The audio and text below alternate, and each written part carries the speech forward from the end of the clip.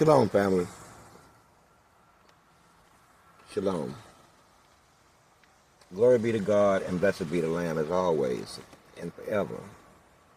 Always. And as always, I'll remind you, he has been found worthy of his leadership. And he's been found worthy of your worship. You think that God just woke up, or it came into his mind and he said, I am God. No, it was more if you read the Bible, if you see phrases like, only he was found worthy, well, that means they was looking for other shit too. But this one here was found worthy. This one was found worthy.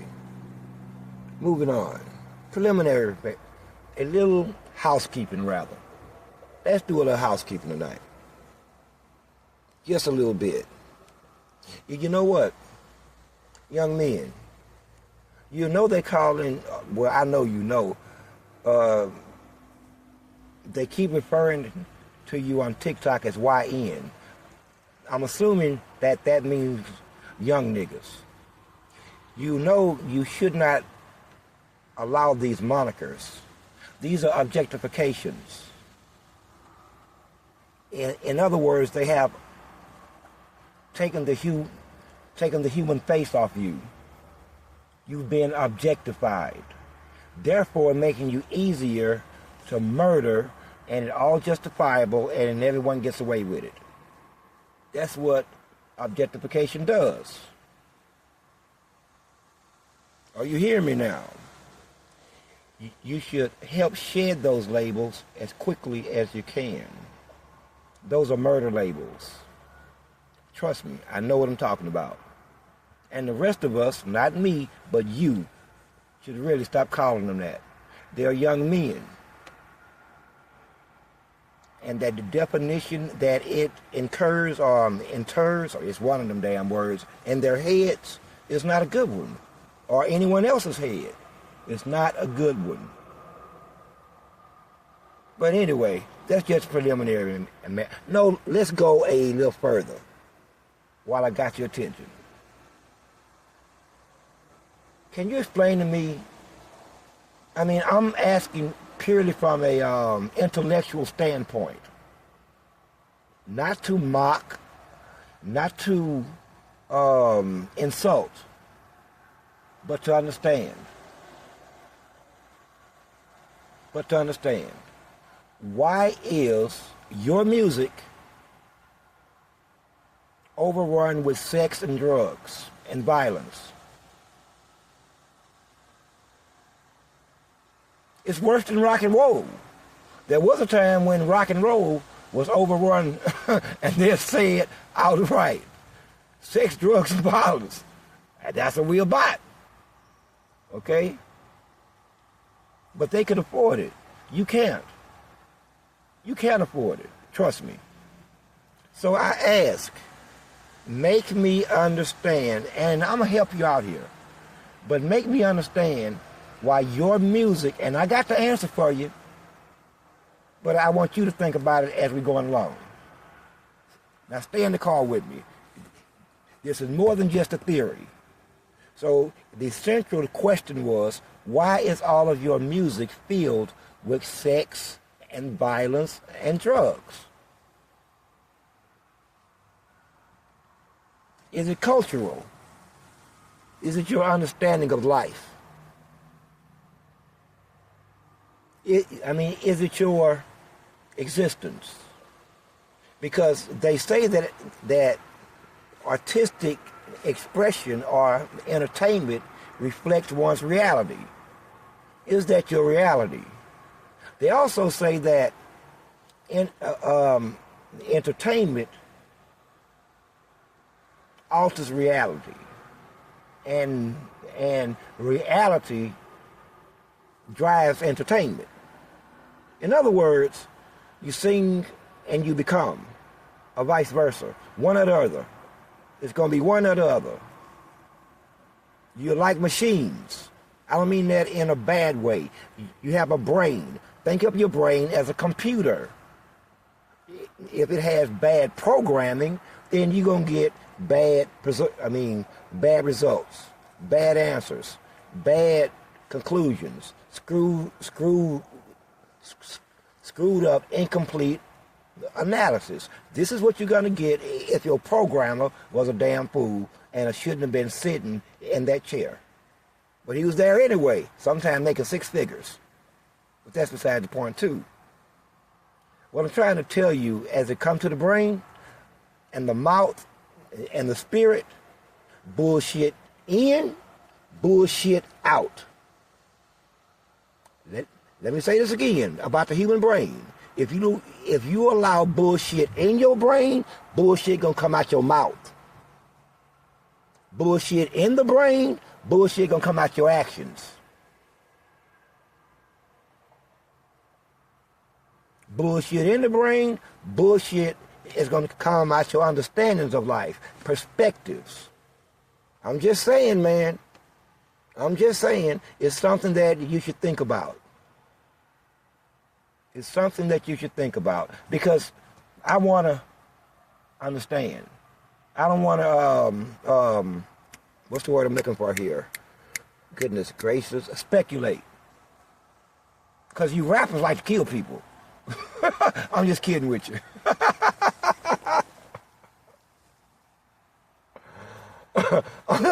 I'm just kidding to keep things light, okay? But I want to understand.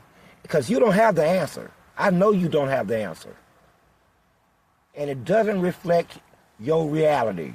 That's a fact.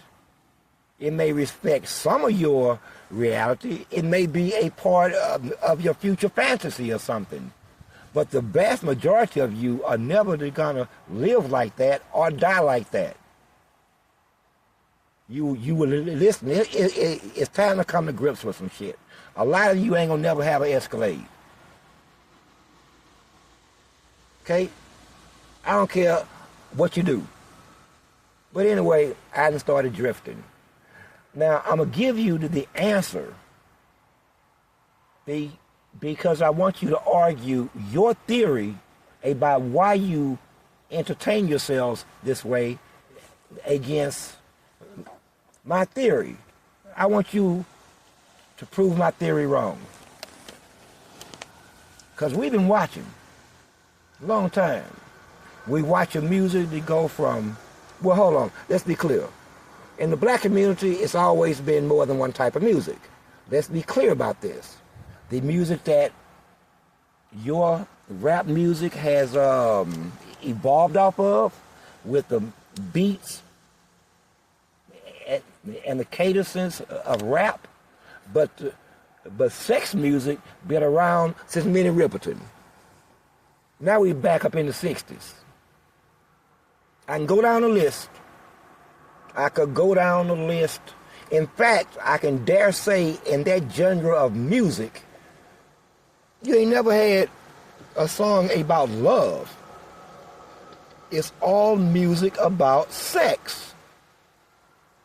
See, my mama them used to go to the beer joint, the hole in the wall. These ladies went out to have drinks and pack pistols. That's the kind of mama I come from. Go out to drink as they pack pistols.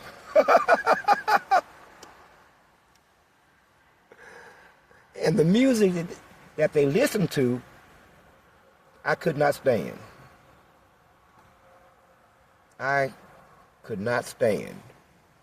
But I was forced to listen to it. Now,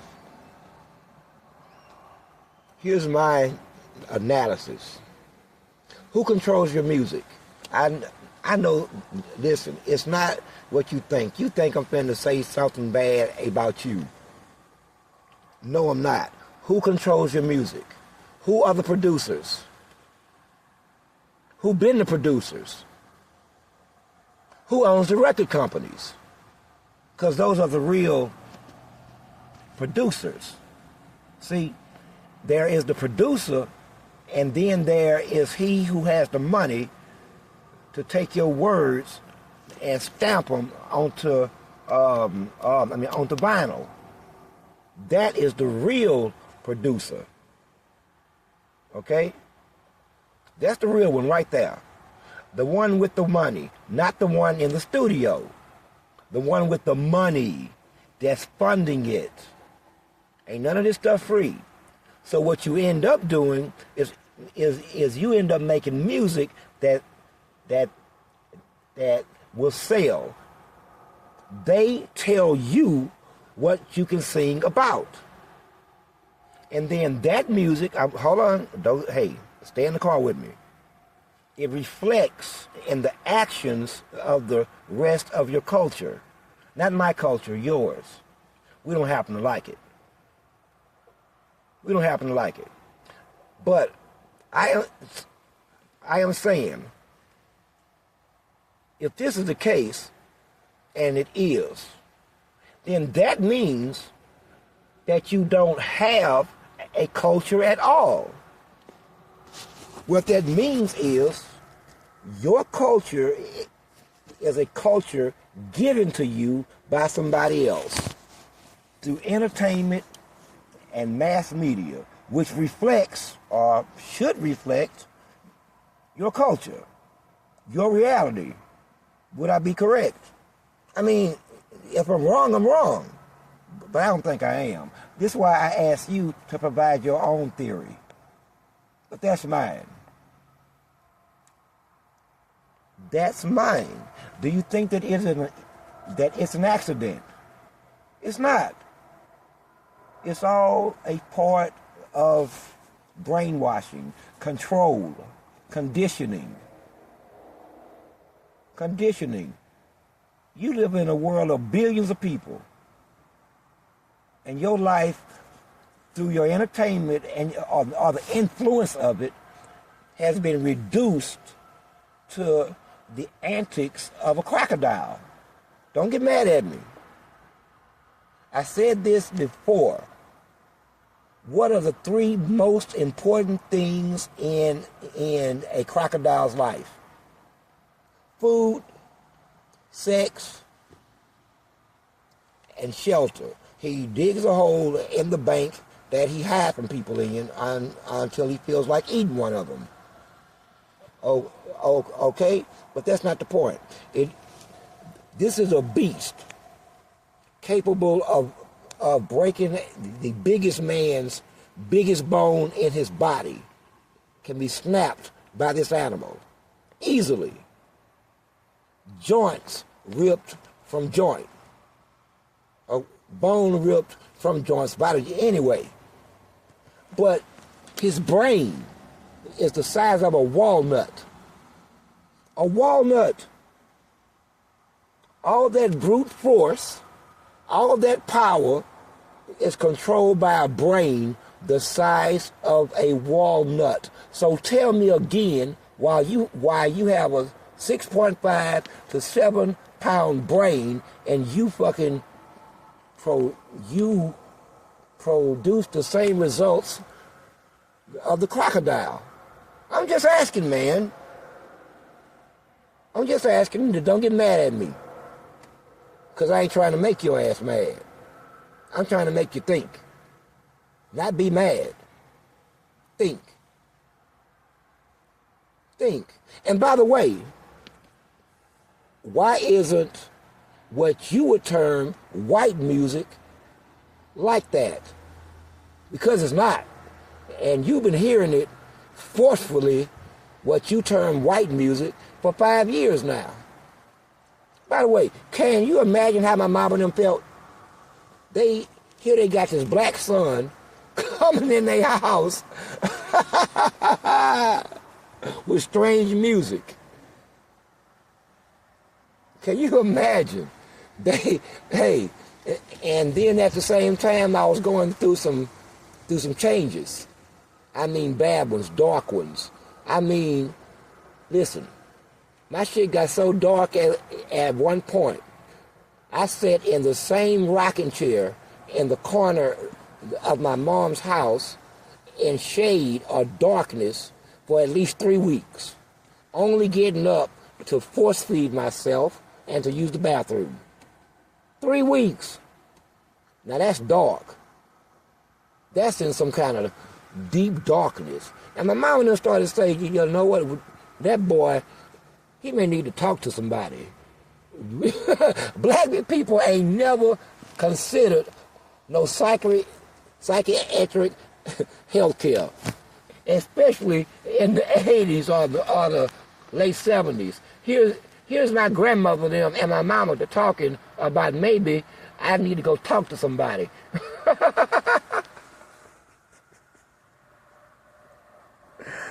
Oh, love them to death. No, man. I was just a little confused about things. Watching y'all ass. You confusing. But anyway, let's move on. That was just a preliminary matter. That took, oh Lord, I don't even know, man. If it's still, at any rate, that's just preliminary. Now, let me talk about what I really wanted to, which is the understanding. See, we each have our own understanding of things. All of us. Sometimes we agree and we see the same thing. Sometimes we don't. We can be looking at the exact same situation or the exact same. In fact, human life is what's that word? Abstract. Human life is abstract. You look at it and it looks like one thing, but if you stare at it, it can easily become something else. And they call it abstract art. You see in it what you see in it. And different people see different things in it. It damn near sound like the work of demons, but it's not. Whew. Now, anyway, I'd like to ask the American people, how do you feel about your rights? How do you feel about your rights? Because right now, your rights are under assault again. This be like the third wave. The first wave was after 9/11. Everybody lost their rights. They hired 1 million more police officers, expecting some terrorist threat, a terrorist attack, and we're going to stop it with the police. Well, good luck then. But it never happened. No terrorists have ever fucking attacked this country unless you want to be clear about who the terrorists are, and you don't right now. Right now, you don't want to be clear. You want to live inside your fantasy. You don't want to rock the boat. Okay? They really got you bad. But you don't want to rock the boat at all. So, I'll have to rock it myself. I got to rock it. Sometimes I fall in the water. I rock it so hard. But I can swim. I'm good. I just hop back in the boat. Now,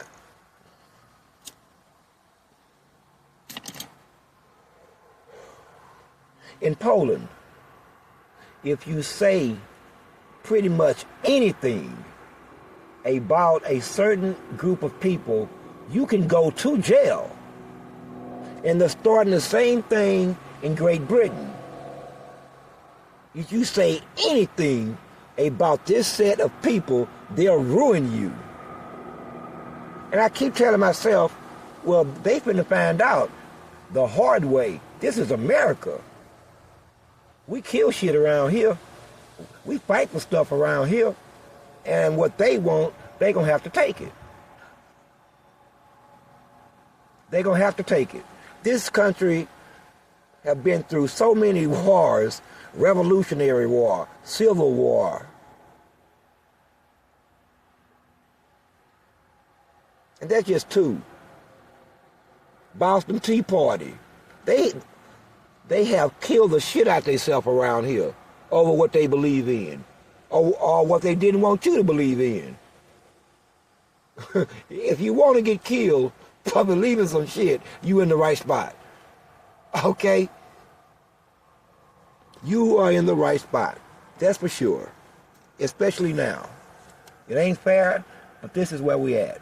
So I watched this gentleman, and I'm going to keep it clean. He said these words right here. When he was told that this is America and we don't control thought or speech, he said, yeah, I know, but we can make their lives difficult. We can take their money, we can deport them, and he said something else. And then he further said that anti-Semitism must be treated differently than racism. That's when he really caught my freaking attention.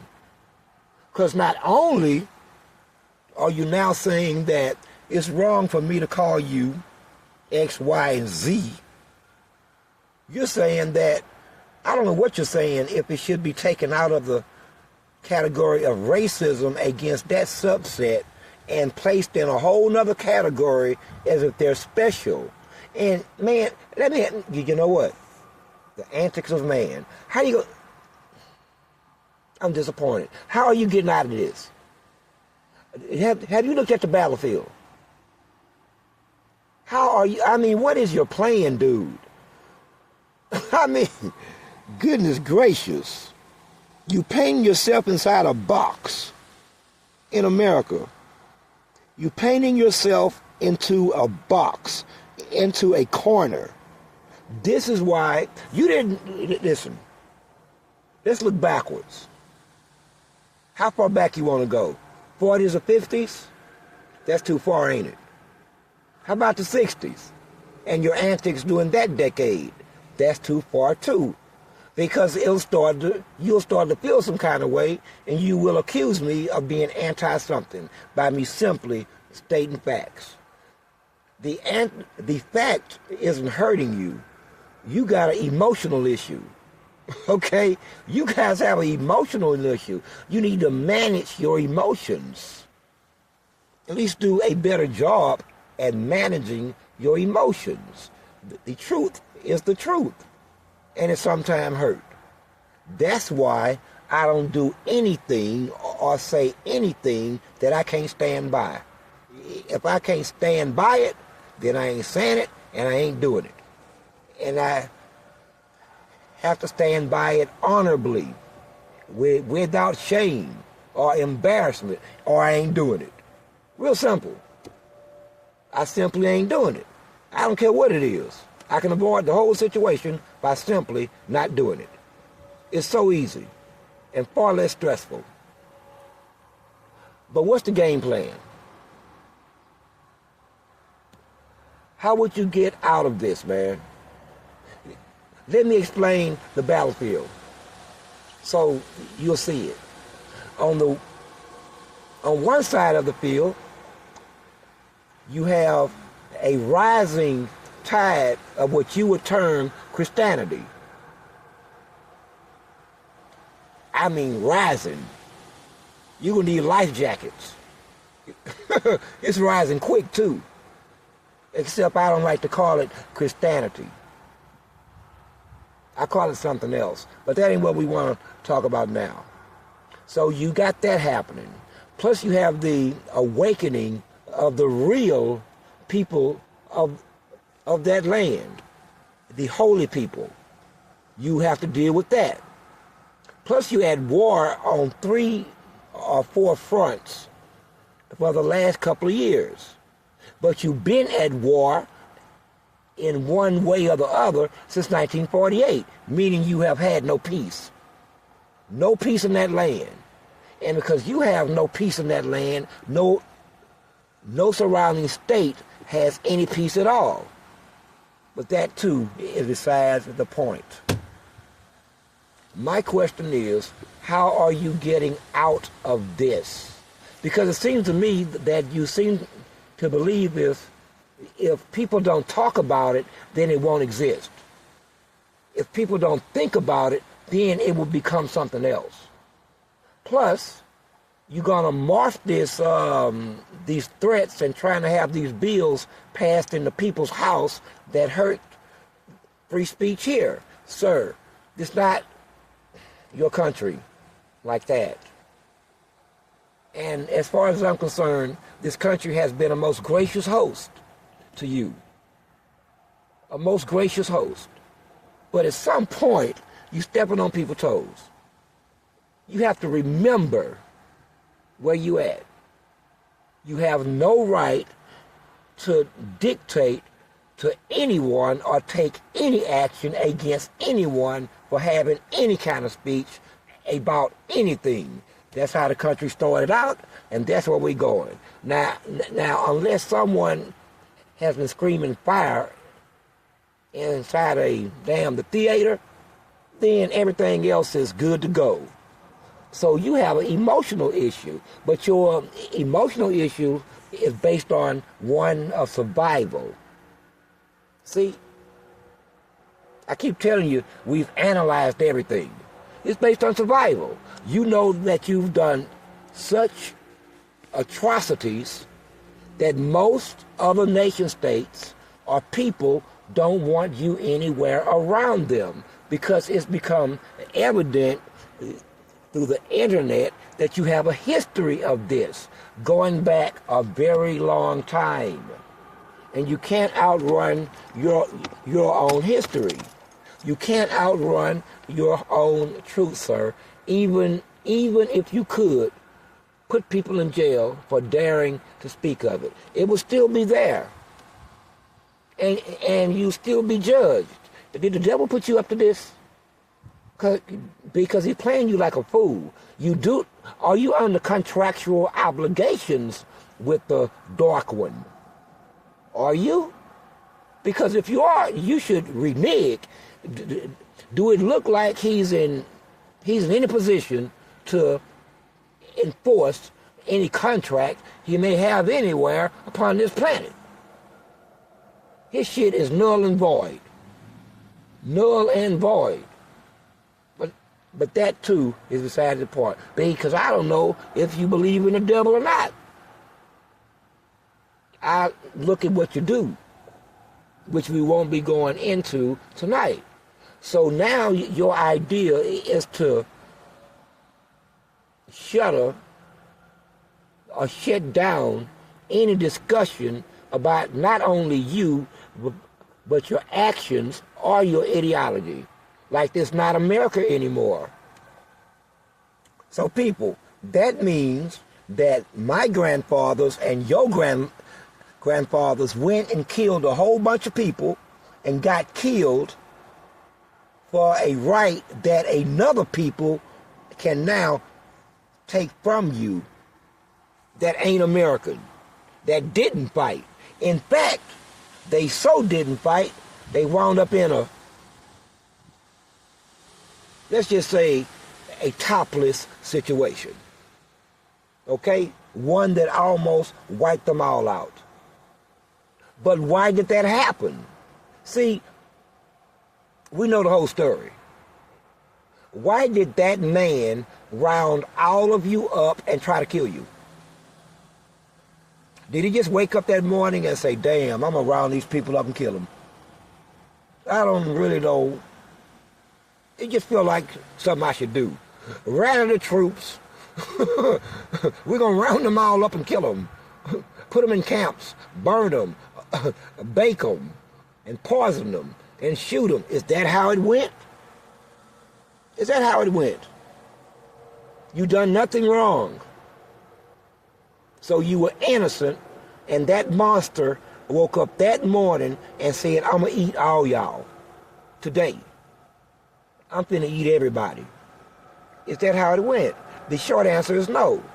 You were up to your normal shenanigans as you had been doing for thousands of years, and somebody finally had enough of you. not only you as the individuals who are taking control of the country's media, manufacturing, and banking. Sort of like it is in America, except it's a whole lot more. But back during the World War II times, or pre-World War II, you ran a country that did not belong to you. And just like you do here, you bring each other in based on your race or your religion. And you seem not to think anything wrong with that. This is how you have amassed so much power as the tiny minority that you are. And that's okay too, because we don't really care until it affects us, like it is now. If you manage to manipulate the American government and the American people into shooting themselves in the foot, well, they got it coming anyway. Only stupid people shoot themselves in the foot. Boy, there was that one time that I had a little 25 semi-automatic in my left pocket with one in the head. And I reached in my pocket to grab some money, and I set the booger off. Luckily for me, it just scraped me, but you wouldn't have knew it because I bled like a hog. It ran down the side of my leg and hit the ground, but I still bled like a hog. At any rate, the moral of that story is don't put 25 automatics in your pocket with one in the head with the safety off, like you finna enter a goddamn gunfight at the neighborhood saloon. Else it could be your end. It could have nicked the artery, and I'd have bled out and died.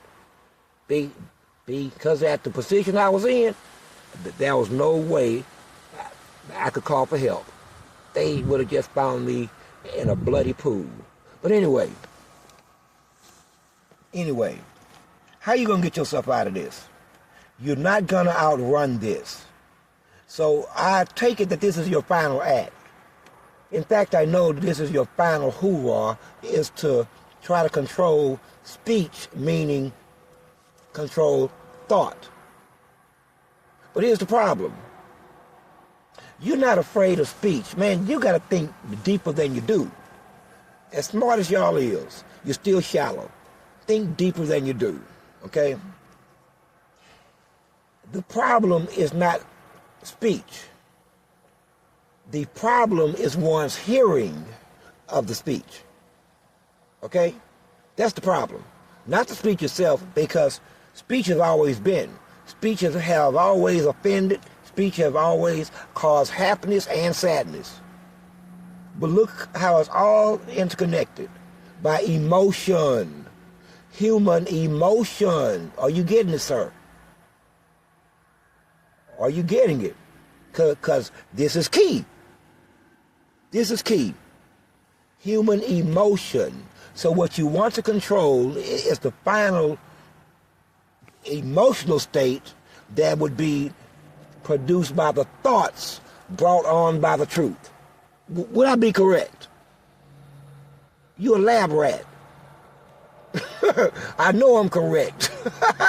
Because you're a lab rat. We study you. You ain't got it. Yeah, I'm correct.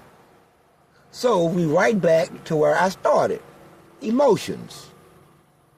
Emotions. So because of your emotional state and what it may bring in the emotional states of others, Lord, you that, wait a minute. If this is all true, then you know the masses of the people are going to rise up like they did in 109 countries. But you keep doing the same thing. You keep doing the same thing. Are you an addict? I mean, it don't necessarily, listen people, and I'm going to wrap this up right here. You can be addicted to anything. To anything. Not just dope. not just alcohol. You can be addicted to many things, okay? And these addictions have the same pathology as dope. The same pathology. Trust me. But how you going to get out of this? How will that... Man, you got all kind of... The whole world just declared you a non-state. A non-state. How you get out of this? You gonna fight the world maybe? How many nuclear weapons do you have? How many warheads do you have? Because you're gonna have to kill a whole lot of people, and you know that what you want is really a impossibility. But you have nowhere else to go with this. You in too deep. You in too deep. I wouldn't be surprised if you want somebody to... Is this a cry for help, maybe? Because it could be misconstrued as a cry for help. I mean, it's really starting to look like it. It's like, save me. I don't know what else to do. My dad and them lied. I lied. Going back so many damn years. And now, as the son of the father, I have to pay the price. But the Bible is clear. Sometimes the son must pay the price of the father's sins. Somebody has to clean it up. Somebody has to clean it up. Now, whether you think that's right or wrong, but here's your opportunity to clean your shit up, which you won't take. You need to come to grips. Man, reality must be tough on you guys. Tough. First, you gotta say that, look, man, you know, anything that I say beyond this point is harmful to you. It really is. But I almost can't not say it. But anything I say beyond this point would be harmful to you. But it's you who set it up to be said. It's just that you have kowtowed so many people into not saying it for fear of losing something. Which, by the way, man, you got to be careful, dude. You can't make people make choices that's going to send them straight to hell. By threatening them with loss of livelihood if they don't. Especially now. To be honest with you. And I would ask this of the devil too. Because we're at this point now where it's starting to seem like it's a bit of brinkmanship here. Are we having brinkmanship? Are we into brinkmanship now? Because if we into brinkmanship, that means we're on the verge of war. And we just using a bunch of rhetoric and a bunch of propaganda as we get there. It's like a slow motion dance with the devil. I don't know why they just don't walk in the room and start shooting at each other. No, instead, they have to walk in, have a couple of drinks, start to arguing amongst each other, and then they shoot each other. I don't know what that other shit for. It ain't like they wasn't gonna shoot each other. I'm gonna show you how fragile you are. I mean, your mentality. And I know that I'm drifting. I know I'm drifting, but I'm going to get back to what I was saying about where this boy over here going while he painted himself inside of a corner with no way out except making people hate you more. Listen, I got a lot of haters. I used to look for haters. I mean, I got a lot of haters, man. I got millions of haters. You be surprised.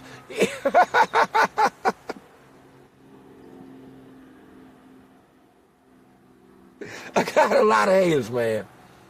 And sometimes having haters ain't a bad thing. Sometimes having a bunch of haters can tell your ass you're on the right path. But that's not the case for you. They got honest hate for you.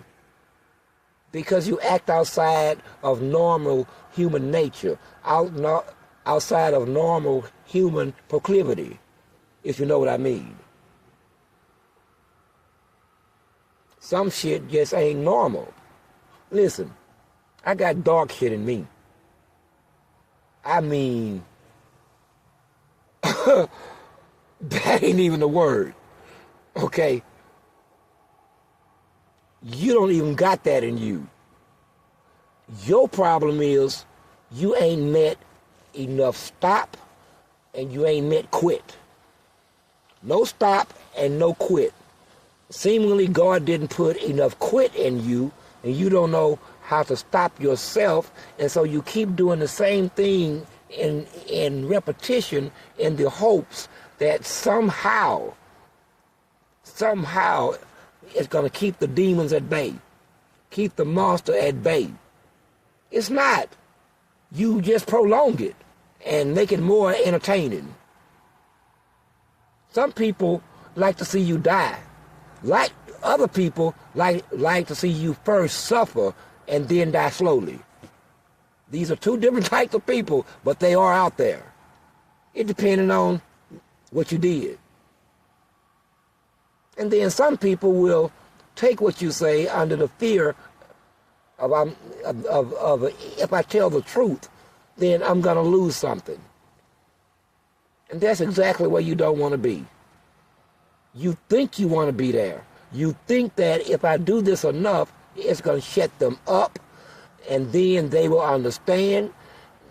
Man, listen, I'm not going to act like, listen, I'm not going to ascribe to you motivation. I'm not going to do it. I'm not going to try to define what motivates you into thinking and doing what you're doing, because it would go into an area that you would find insulting and I would find harmful to children. That's how bad it would get, real fast. Real fast. So are we having a bit of brinkmanship? So we're not confused. When I say we, me and the Zionist, are we having brinkmanship now? Because if we are, we are. But brinkmanship, I've been studying history a long time. Only a couple of times in the last 1,000 years that brinkmanship didn't lead to out-and-out war at some point. Two people talking shit to each other, over and over again, sooner or later somebody get hit. Sooner or later somebody get hit, man. So are we having brinkmanship? Are we engaging, are you taking my words as rhetoric? Are you taking my words as propaganda? And that there's still hope for you left outside of the rules and boundaries set by the Almighty? Are you still looking for a way out of those rules and those already set boundaries? Because if you are, then war is inevitable.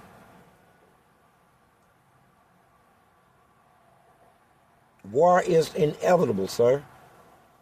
And we're not, you don't have the technology to contain this. War is inevitable. When you leave people no other way out, violence happens. Every time. When you leave people no way out, violence happens. I'm not talking to children, dude. Save yourself. Save yourself. You got to come to grips with a few things. The world knows who you are. The world knows what you do. The world knows of your power. The world knows of your influence in this country. The world knows what you're capable of, and they know exactly who you are. And they also know that you have no connection to the land at all, and the real people are over here. Half of them still think they slaves.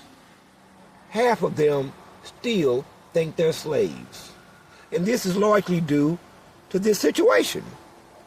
So, how long do you think before the rest of the world demand that the real one replace the fake one in the land that they belong? Because think of the land as a crown, and think of the holy people as a jewel. Somebody stole that jewel from that crown. Now that crown had many jewels in it, but that one was special. That one was special.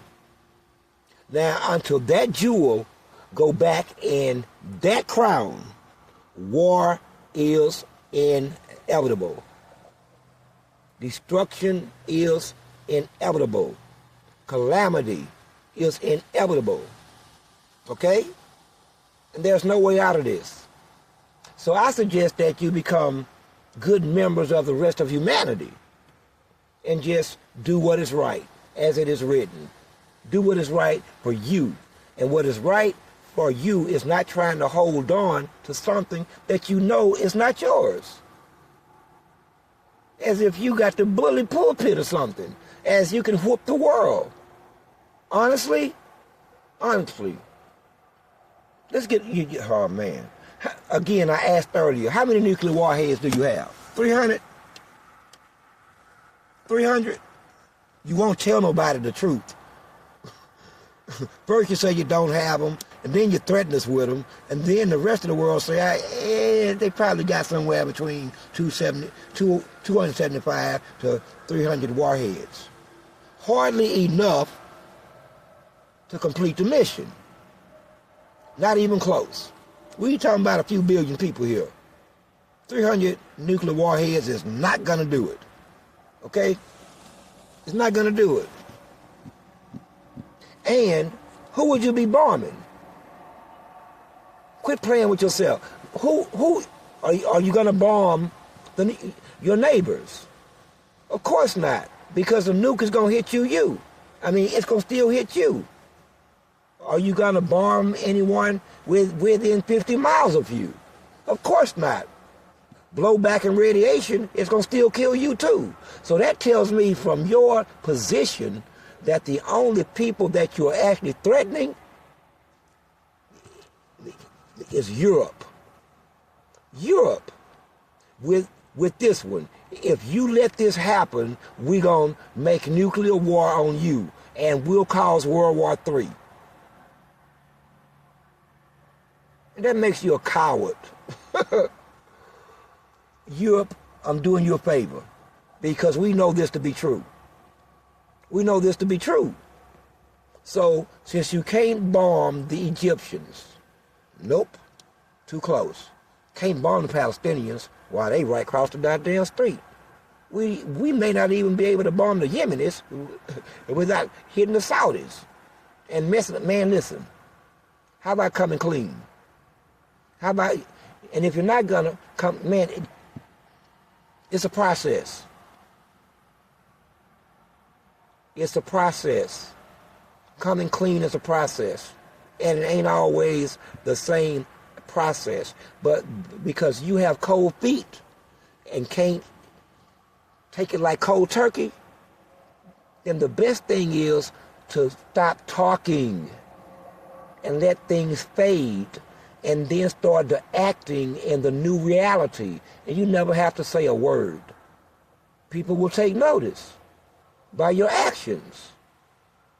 But if we're having a bit of brinkmanship is here in the terms of we're going to keep on doing what we're doing by our ideology and our plans and schemes that we've planned out previously, that's not going to work. And I understand. I hear some people saying, man, some of them people, they are willing to die. I say, we'll see. We'll see.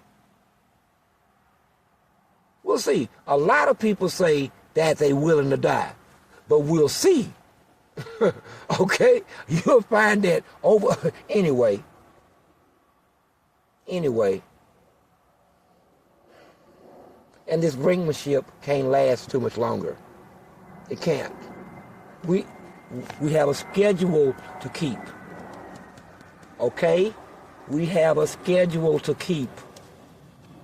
So all this jaw-jacking and this talking amongst each other as if you're going to still operate like you used to operate, that's a real bad deal for you. For you.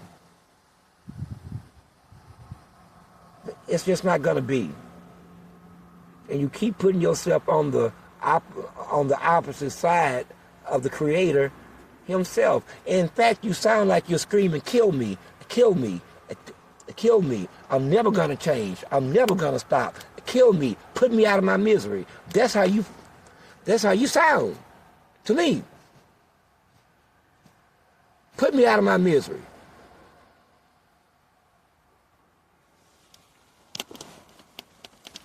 Well, like I tell most folks, I ain't your enemy. I am not your enemy, and you are incapable of being my enemy. You're too small to ever be my enemy. 1,000,000 of you will still be too small to be my enemy. So I'm not your enemy, and you ain't mine. But if you choose to carry on what you're carrying on in the face of the truth and in the face of the Lord, in the face of the written word, in the face of what we know, sir, then I don't know how we avert war. And war for us go pretty fast. You'll see how you're shooting missiles at each other, hitting 1,000 here, 1,000 there. Well, that's not how we operate. It's not. So let's not do this. You know, I can almost feel the pain because you don't want this either. You really don't. I know you don't.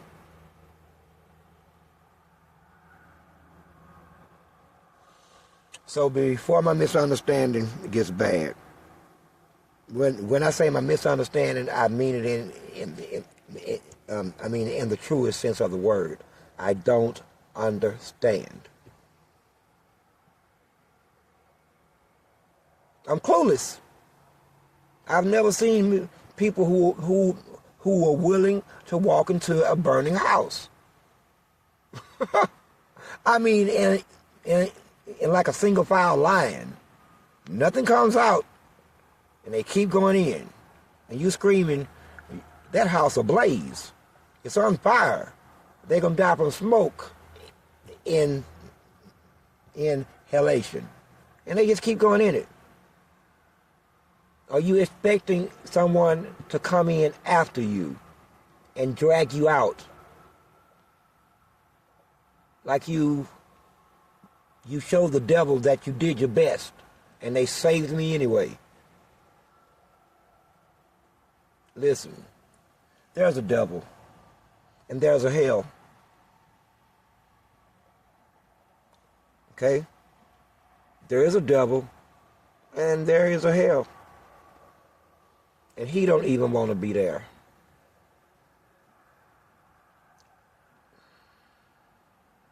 Get a grip. Don't make us respond to your actions. Slow down. I'm telling you this for your own good. And be quiet about other people's rights to exist and to speak and to think.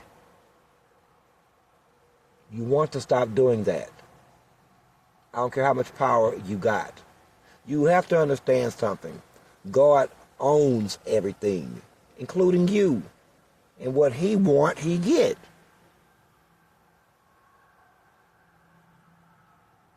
So let's not do this one. Enjoy the rest of your night. I am Source. I am 7. I am 1.